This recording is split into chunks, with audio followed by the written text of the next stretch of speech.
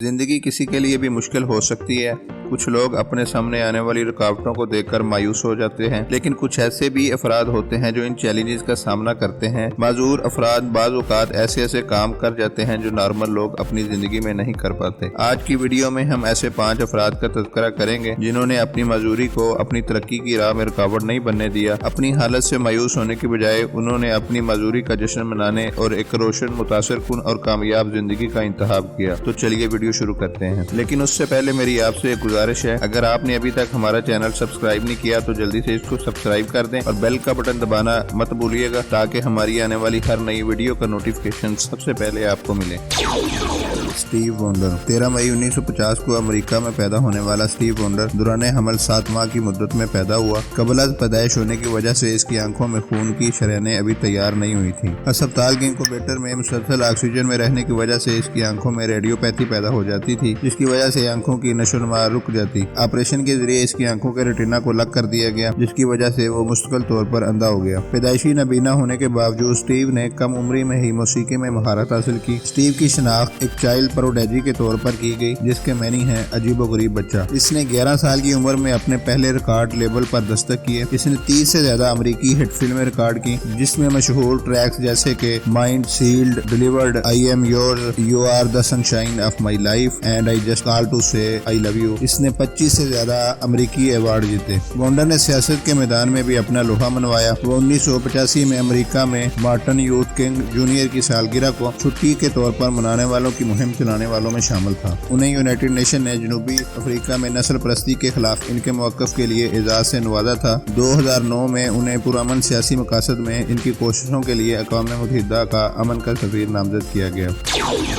निक वोजक Melbourne 1982 में Australia में पैदा हुए। जब वो पैदा हुए तो इनकी जिस्मानी साख्त नामुकम्मल थी। वो टांगों और बाजुओं के बगैर पैदा हुए। पैदाइश के बाद जब नर्स ने इसको इसकी माँ के सामने लेकर आई तो इसकी माँ ने इसको पकड़ने से इनकार कर दिया। बच्चे को अस्पताल में छोड़कर अपने शोहर के साथ अस्पताल से बाहर चली गई। बाद में वापस आकर इसको ले गई। इसने रन कास्ट स्टेट हाई स्कूल में तालीम हासिल की। इसने वहाँ पर स्कूल में होने वाले तकरीरी मुकाबलों में हिस्सा लेना शुरू किया। जब वो 17 साल का था तो इसकी माँ ने एक अखबार में इसे तस्वीर दिखाई, जिसमें एक माजूर औरत नमाज पढ़ रही थी। तस्वीर को देखकर निक को हौसला हुआ। 21 साल की उम्र में ग्रिफ्थ यूनिवर्सिटी से बैचलर ऑफ कॉमर्स की डिग्री के साथ ग्रेजुएशन किया। 2005 में इसने लाइफ विदाउट लैम्प के नाम से एक ऑर्गेनाइजेशन की बुनियाद रखी। 2007 में इसने एटीट्यूड इज एटीट्यूड का नाम से एक मोटिवेशनल अदारे की बुनियाद रखी। निक 2010 में एक छोटी सी फिल्म में काम किया। उन्हें इस फिल्म में काम करने पर बेहतरीन अदाकार का अवार्ड मिला। निक मोटिवेशनल स्पीकर होने के साथ साथ एक मुसन्निफ भी हैं। उन्होंने बहुत सारी किताबें लिखी जिनका दुनिया की मुख्तलिफ ज़ुबानों में तर्जुमा होकर लाखों की तादाद में सेल हुई।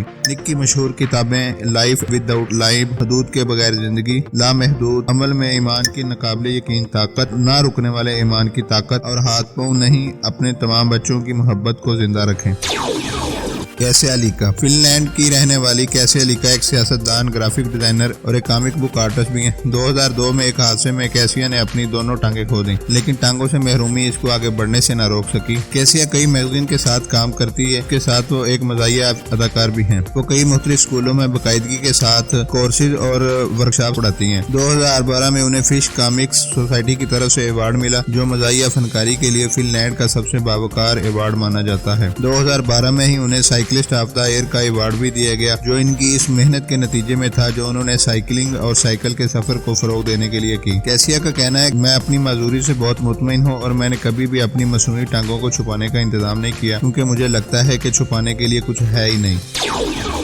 कार्नल रोमानिया में पैदा होने वाला कार्नल एक टांग और दोनों बाजुओं के बगैर पैदा हुआ था। डॉक्टरों को इसकी जिंदगी की कोई उम्मीद नहीं थी। उन्होंने कार्नल को इसके वालिदैन की मर्जी के बगैर इनसे लेकर एक यतीम खाने में जमा करवा दिया, क्योंकि डॉक्टरों को यकीन था कि ये ज्यादा देर तक जिंदा नहीं रहेगा। लेकिन एक ऑर्गेनाइजेशन के 2 अमदादी कारकुनों ने डॉक्टरों के इस ख्याल को मुस्तरद करते हुए इसकी सरपरस्ती का फैसला किया और इसको इंग्लैंड ले जाकर इसको एक अस्पताल में दाखिल करा दिया। हॉस्पिटल में इसका इलाज चलता रहा। बिलाखिर इसकी जान बच गई। छोटी उम्र में कार्नल साइकिलिंग اور تیراکی میں دلچسپی رکھتا تھا۔ اس کے علاوہ اس کو آلات موسیقی بجانے کا بھی شوق تھا۔ اس نے 9 سال کی عمر میں گٹار اور ڈرم بجانے میں مہارت حاصل کی۔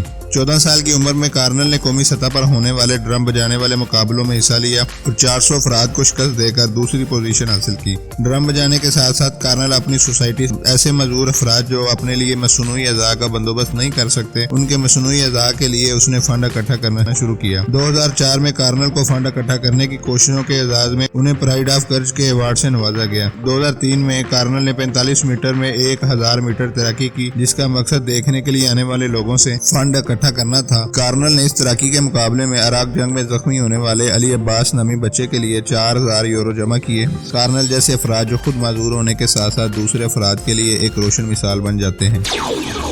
آرون، آپ نے برف پر سکیٹنگ کرنے کے مناظر بارہا بار دیکھے ہوں گے، لیکن آپ نے وہیل چیئر پر ایک معذور بچے کو سکیٹنگ کرتے ہوئے اور خطرناک کرتب دکھاتے ہوئے نہیں دیکھا۔ برف پر وہیل چیئر پر سکیٹنگ اور خطرناک کرتب دکھانے والا یہ بچہ، جس کا نام آرون ہے، پیدائشی طور پر ریڑھ کی ہڈی کی بیماری کے ساتھ پیدا ہوا۔ اس بیماری کی وجہ سے وہ اپنے نچلے داڑھ کا استعمال نہیں کر پا رہا تھا، جس کی وجہ سے وہ اپنی ٹانگوں کا استعمال نہیں کر پاتا تھا۔ وہ 6 بہن بھائیوں میں تیسرے نمبر پر تھا۔ بچپن میں اس نے خود کو سنبھالنا شروع کر دیا۔ اس کے والدین نے جب اس کو واکر لا کر دیا تو اس میں یہ اپنے ہاتھوں کی مدد سے تیزی سے اس کو بھگاتا تھا۔ تھوڑا بڑا ہونے پر بیساکھیوں کی مدد سے اس نے چلنا شروع کیا۔ یہ بیساکھیوں کے ساتھ ایسے خطرناک کرتب دکھاتا کہ دیکھنے والے اپنا دل تھام لیتے۔ آرون نے 8 سال کی عمر میں سکیٹنگ کرنا شروع کی۔ اس کے والدین اس کو باہر جانے سے منع کرتے تھے، لیکن وہ ان سے چھپ کر اپنی وہیل چیئر پر باہر نکل جاتا اور برف پر سکیٹنگ کرتا۔ 2005 میں اس نے پہلی بار وہیل چیئر پر بیٹھ کر ہوا میں ایک 180 ڈگری کا فلپ لیا۔ 13 جولائی 2006 کو اس نے پہلی بار وہیل چیئر کو بیک فلپ کیا۔ 2012 کو اس نے ریمپ پر 50 فٹ کی بلندی سے وہیل چیئر کی مدد سے کود کر برف پر سکیٹ کرتے ہوئے کامیابی کے ساتھ نیچے اترا۔ آرون ورلڈ چیمپئن شپ کا 4 بار فاتح رہا۔